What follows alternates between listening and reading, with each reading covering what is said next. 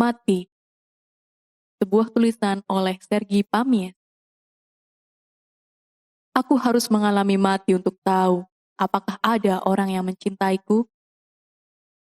Ketika aku hidup, aku tak dikenal dan menjadi masalah besar bagiku menyadari betapa kerasnya aku berjuang tanpa keberhasilan apapun. Di rumah, jika aku tidak memulai satu percakapan, istri dan anak-anakku merasa bahwa waktu yang harus mereka berikan untukku semata-mata hanya untuk masalah-masalah praktis. Di tempat kerja, ketika aku tak masuk kerja karena sakit, tak ada yang menyadari ketidakhadiranku. Oleh karena itu, reaksi yang bermunculan atas kematianku tidak mengejutkanku lagi. Keprihatinan yang sekadarnya tampak menerpa keluargaku lebih berupa perasaan kesal yang menyertai situasi seperti ini, dan sejumlah kecemasan akan masalah keuangan, daripada perasaan kehilangan yang tak terelakkan.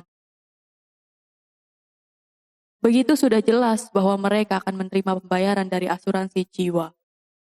Anak-anakku kembali bersikap normal seperti biasa. Hanya ketika anak perempuanku yang paling kecil membelai peti mati murahan tempat aku disemayamkan di ruangan duka direktur pemakaman, aku baru melihat adanya ekspresi duka cita. Aku membayangkan dan mengenang masa kecilku karenanya. Sebagian besar orang yang datang ke pemakamanku melihat-lihat arloji mereka saat pemuka agama mengeluarkan khotbah panjang lebar yang aku sukai. Tak ada sebulir pun air mata menetes. Keheningan yang santun selama layatan juga menunjukkan kesan yang sama, ditandai dengan ekspresi duka cita yang penuh kepura-puraan belaka. Istriku menunjukkan sikap tenang setelah pemakamanku. Dalam 1 minggu, dia mengemas duka citanya dan pakaian-pakaianku ke dalam kotak kardus yang diserahkannya kepada pengemis yang mengiba-iba di depan Kentucky Fried Chicken. 2 minggu kemudian, dia menata rambutnya, mengecat kuku kakinya, berhenti merokok dan mulai tertawa dengan lebih keras dan lebih sering dari kapanpun.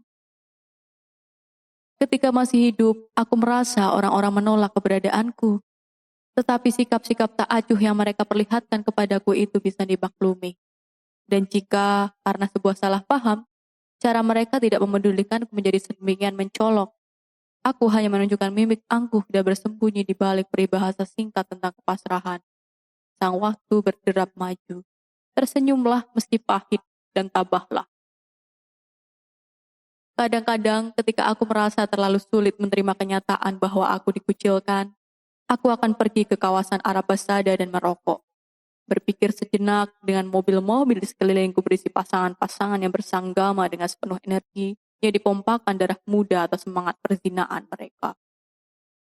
Semua itu diekspresikan lewat suara decit-decit penahan guncangan mobil mereka, desahan-desahan yang teredam jendela mobil, dan suara-suara cekikian yang menyuntikkan sebentuk kekuatan kepadaku. Bagaimanapun, itu adalah sebentuk energi. Aku tewas di perjalanan pulang dari salah satu acara jalan-jalanku tersebut. Aku tak bisa mengatakan bahwa itu kecelakaan. Saat itu aku sedang mengendarai mobil sehati-hati biasanya sambil mengagumi pemandangan keindahan kota yang terhampar dari kaki pegunungan dan mendengarkan berita yang disiarkan radio mobilku. Beberapa meter terakhir sebelum tikungan, aku merasa harus melepaskan diri dalam arti yang seluas-luasnya.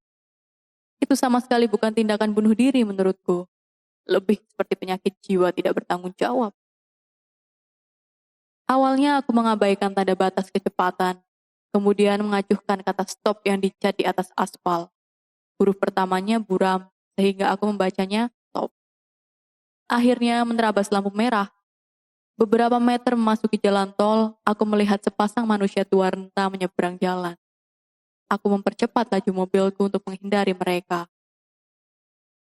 Tapi tiba-tiba saja mobilku berbelok sendiri memasuki jalur jalan lain. Tidak mengerem, mobilku menabrak, merusak pembatas jalan, dan melayang sejauh 3-4 meter sebelum terjungkir dan menghantam jalur pengendara motor. Ajaibnya, tidak terjadi tabrakan beruntun. Perlu waktu 7 menit sampai aku mati.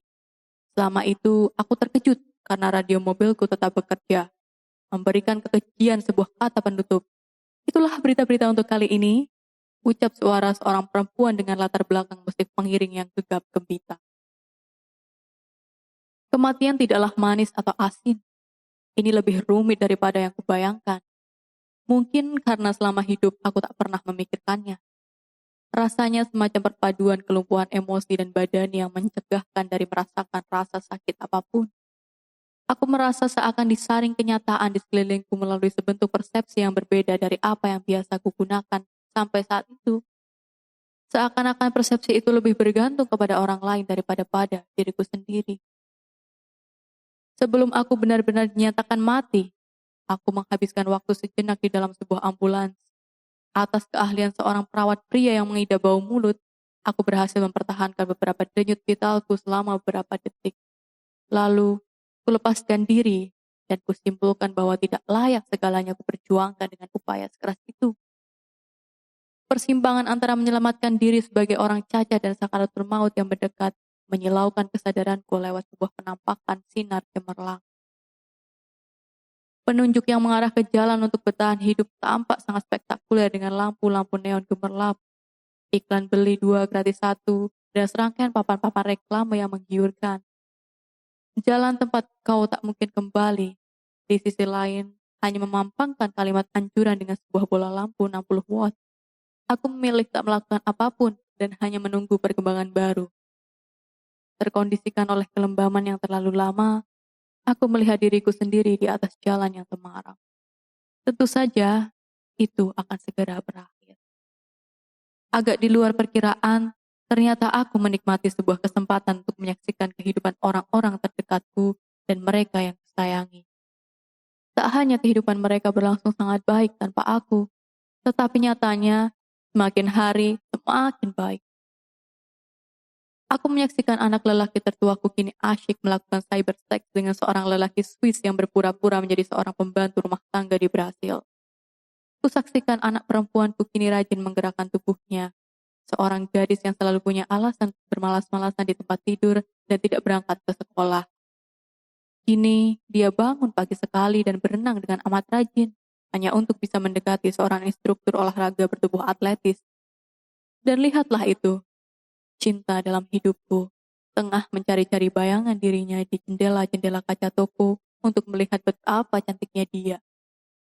Dan seakan-akan baru saja mendapatkan kemenangan pertamaku setelah bertahun-tahun lamanya.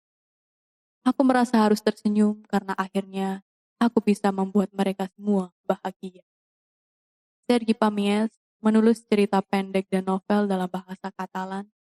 Cerita di atas diterjemahkan oleh Atta Ferry dan Anton Kurnia dari versi bahasa Inggris oleh Peter Bush.